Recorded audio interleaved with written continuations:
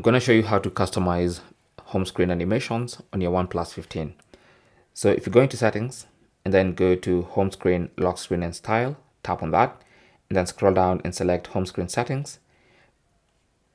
You can scroll down and you should see the effects section. So you have animation effects.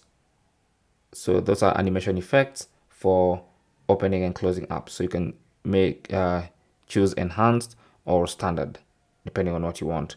So this is basically how the app icons or how the apps behave when you launch apps, and you can see the representation there in real time. Now you can also change transition animation. So basically this is how you transition from one home screen to another. So you can have the default, or you can go to roll so you can see what it looks like. You can go to cube,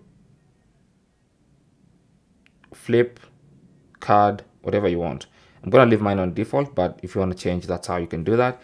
And also you can choose to enable or disable plug-in visual effects. So these are basically the effects and animations around the home screen of your OnePlus 15. Thanks for watching. Don't forget to like and subscribe, and good luck.